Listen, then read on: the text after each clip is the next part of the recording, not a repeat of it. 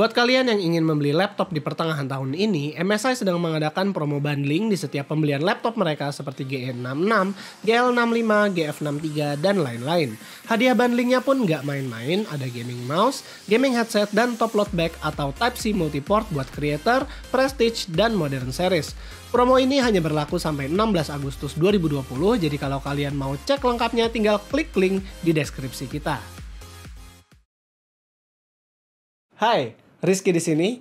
Kita dari tahun 2017, 2018 sampai sekarang udah sering nge-review itu yang namanya Nitro 5. Itu adalah line up gaming yang kere-hore dari Acer yang biasanya ada di harga 11 juta sampai 17 juta. Tapi apakah kira-kira kalau harganya di sekitar 22 sampai 24 jutaan itu bakal laku?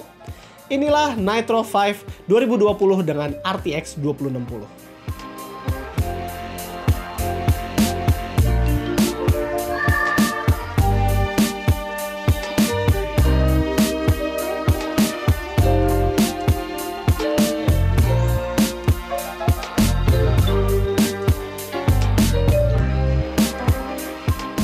Acer Nitro 5 yang sekarang ketimbang dibuat lebih low profile dan stealth seperti tahun lalu, kali ini Acer membuat laptopnya terlihat lebih gaming, namun mereka berusaha membuat desain dari Nitro 5 itu sendiri untuk naik kelas dari entry level menjadi mid-range gaming laptop.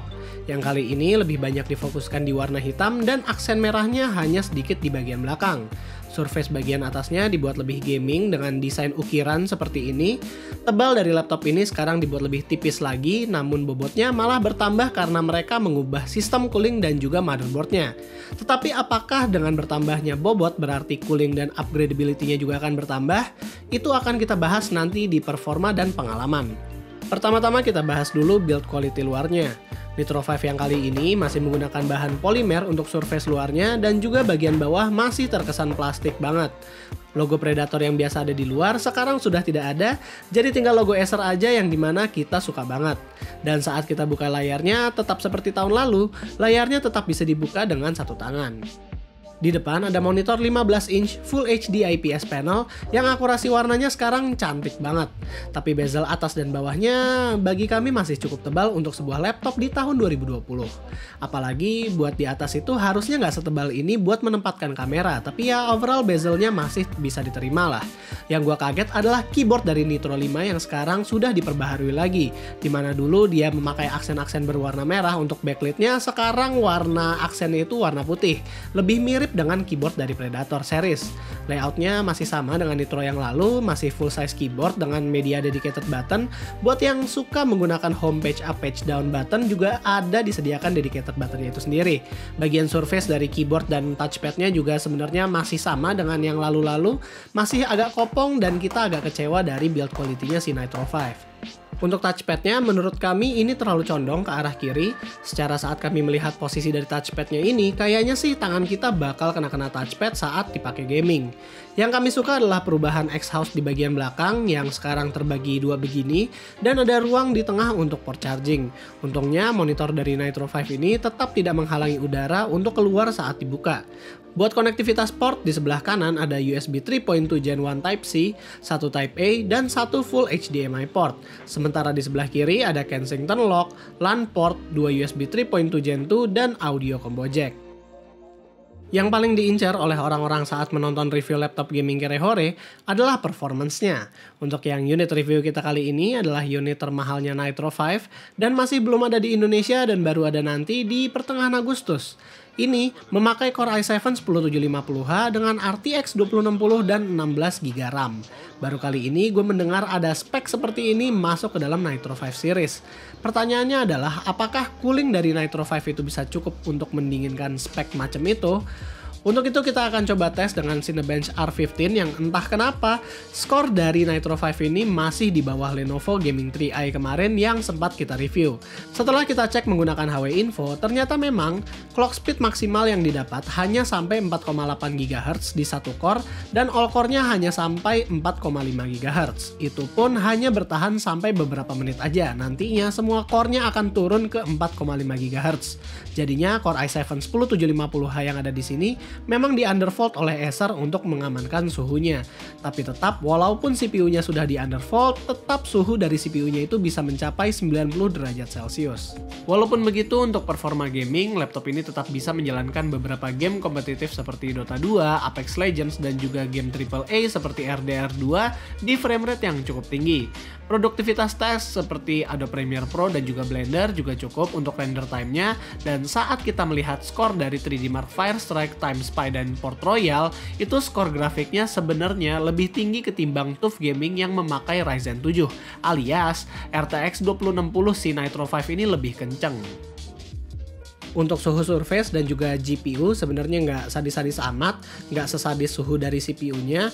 Kalau kita lihat memakai termometer tembak, di bagian WASD itu suhunya hanya mencapai 33 derajat Celcius, namun bagian backspace itu bisa mencapai 42 derajat Celcius. Dan saat kita mencoba Firestrike stress test, sayangnya laptop ini throttle-nya cukup parah dan juga tidak lulus dari pengujian tersebut.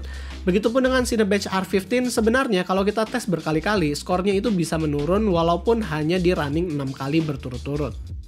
Untuk pembagian speknya, sayangnya yang kita tahu harganya sampai sekarang hanyalah yang ada di harga belasan juta yang dipasangkan dengan GTX. Untuk yang versi Ryzen juga sudah keluar harganya, dan kita melihat yang paling menarik adalah yang memakai SKU Ryzen 5 deh, karena di harga 12,5 juta kita belum pernah memegang laptop yang punya CPU power segede gitu. Untuk yang SKU gue pegang sekarang, tebakan gue sih kayaknya laptop ini ada di angka sekitar 22 juta sampai 24 jutaan. Di harga segitu sebenarnya ada TUF Gaming yang memakai Ryzen 7 dengan RTX 2060 dan juga Omen 15 yang memakai spek yang sama di harga 23 juta, tapi Omen ini mempunyai 1 tera SSD. Pengalaman menggunakan laptop ini selama beberapa hari memang cukup menyenangkan karena spek yang kita dapat adalah spek yang paling tinggi. Untuk yang versi Ryzen 5 dan Ryzen 7-nya, kami belum tahu apakah konfigurasi panelnya atau coolingnya ada perbedaan atau enggak, tapi feeling gue sih kayaknya panelnya itu bukan yang versi 90% sRGB kayak yang sekarang, karena kalau kita ngeliat harganya itu terlalu murah buat punya monitor yang akurasi warnanya tinggi. Untuk pengalaman ngetiknya, feel dari keyboard ini agak cetek untuk sebuah laptop gaming, tapi yang gue salut adalah ternyata touchpad di bawah ini nggak gampang kedetek kalau nggak pakai jari. Jadi kita nggak terlalu worry lah buat kena-kena. Nah, di dekat numpad juga masih ada tombol untuk membuka NitroSense, dan software ini juga nggak banyak berubah dari yang sebelumnya, hanya berbeda di font aja, jadi ya minor banget lah perubahannya. Kapasitas baterai dari Nitro 5 juga nggak begitu besar sebenarnya, tapi karena CPU-nya cukup efisien, battery life-nya bisa tahan sampai 6,5 jam. Tapi kalau kalian mau bawa laptop ini untuk gaming kemana-mana, selalu bawa adapternya, walaupun adapter yang kali ini cukup berat dan dimensinya juga besar. Yang gue notice banget di dalam laptop ini adalah ternyata colokan chargernya yang terlalu nyamping itu kan sebenarnya adalah sebuah keunggulan saat port chargingnya itu di samping. Tapi saat portnya ditaruh ke belakang, ini membuat kabelnya bakal nutupin lubang exhaust, dan ya memang buat yang port chargingnya di belakang juga, ya ini masih belum ada solusi sama sekali dari vendor, karena buktinya Strix yang baru aja juga mempunyai isu yang sama. Dan terakhir, paling kualitas speaker dari laptop ini ya menurut gue kurang bagus, karena bukan ngomongin kualitas bassnya doang, tapi juga clarity-nya buat sebuah laptop masih termasuk nggak jernih.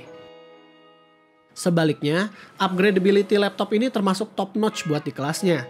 Bayangkan aja, Nitro 5 yang dimana itu adalah entry level gaming laptop dari Acer bisa mempunyai 2 M.2 slot, 2 SODIMM slot buat RAM, dan 1 2,5 inch bay yang bisa diisi lagi. Sampai sekarang gue belum melihat ada upgradability laptop yang lebih baik dari ini di kelasnya ya. Mungkin memang laptop ini lebih berat yang tahun ini karena coolingnya juga diimprove, dan juga upgradability laptopnya itu lebih bagus. Jujur, Nitro 5 adalah laptop yang space managementnya itu paling oke, tapi ingat, di harga segini masih ada Omen yang memberikan spek yang sama dengan 1 tera SSD di harga 23 juta, dan juga TUF Gaming di harga 20 juta dengan Ryzen 7. Dan jadi kesimpulannya, Acer Nitro 5 dengan RTX 2060 ini memang menurut kita improvement di build quality-nya itu masih belum ada, dan dia memang ingin menghadirkan RTX 2060 ke harga yang lebih murah, tapi karena dia memakai Intel jadinya memang harganya tidak terlalu murah-murah banget. Karena kita mengingat Nitro 5 yang pakai 1660 Ti aja itu harganya udah di 20 juta ya, 19,999 berarti 20 juta kan. Berarti ya ini harganya harusnya antara di harga 22 atau 25 jutaan, mengingat ini RAM-nya juga udah 16 GB. Tapi kalau misalnya kalian memang mencari laptop dengan upgradability paling fleksibel, ada 2 M.2, ada 2 SODIMM, ada juga satu 2,5 inch bay, ya kalian cocok banget dengan laptop ini. Tapi mengingat sekarang sih di Omen udah ada yang 23 juta juga memakai spek yang sama, terus juga ada yang Ryzen 7 dengan RTX 2060 di harga 20 juta. Kita agak bingung jujur untuk merekomendasikan SKU yang ini, karena harganya itu apa ya, kalau kita lihat-lihat dengan kompetitornya memang ketat banget. Dan kalau misalnya gue ditanya mau nge-review Nitro 5 lagi apa enggak yang SKU lain, gue sih mungkin akan memilih untuk SKU yang paling murahnya, yaitu Ryzen 5 dengan 1650 yang harganya katanya ada di 11 jutaan. Cuman gue juga belum lihat juga itu SKU-nya apakah sama banget sama ini, panel dan lain-lainnya, atau ada juga yang lagi disunat. Oke, jadi paling itu aja pendapat kita tentang Acer Nitro 5 2020. Semoga aja nanti gue bisa dapat yang SKU paling murahnya setelah memegang SKU yang paling mahal. Kalau kalian suka dengan video ini, jangan lupa untuk kasih kita like, share, dan subscribe. Dan yang terakhir, gue Rizky, always stay safe.